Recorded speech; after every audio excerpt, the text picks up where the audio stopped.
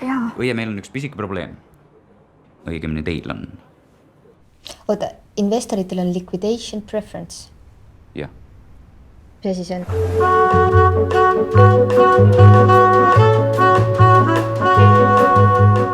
Näiteks nagu liquidation preference, mis puudutavad seda, et mis juhtub, kui see ettevõtte müüakse. We can give founders 2 seats on the board instead of 1.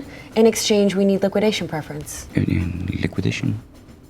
Väga sageli investorid, kes ostavad vähemusosaluse, et sa maksad näiteks 2 miljonit eurot, saad endale 20% osalust 10 miljoni eurose ettevõtte väärtusega ettevõttest.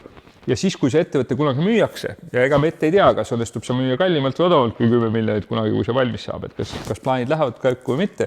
Et sellel hetkel, kui see ettevõtte müüakse, siis tavaliselt lepitakse kokku, et investorid saavad esimesena oma raha tagasi. Et selle 2 miljonit, mis nad sisse panid, saavad selle alati tagasi. We can increase valuation by 10% if we also bump up liquidation preference to 4x. We are ready to sign.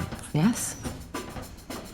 Aga mõned investorid vaatavad, et see on nagu kahtlane värk, me ei tea, kuidas järgmine faas läheb ja see juhtub tavaliselt hilisemas faasis ja ütlevad, et teeme niimoodi, et teil oleks nagu suurem motivatsioon väärtust kasutada, teeme nii, et me saame 2-kordselt oma raha enne tagasi, kui keegi teine saab. Või me saame 4-kordselt oma raha enne tagasi.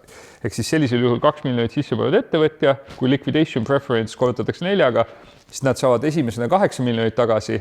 Ehk siis kui ettevõtte müüakse kallimalt kui 8 miljonit, siis hakkavad teised aktsionärid midagi saama.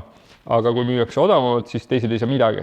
Seega 4-kordne liquidation preference tähendab siis seda, et investorid saavad oma raha 4-kordselt tagasi, enne kui keegi teine üldse midagi saab. Just. Sa tegid meile sellise lepingu?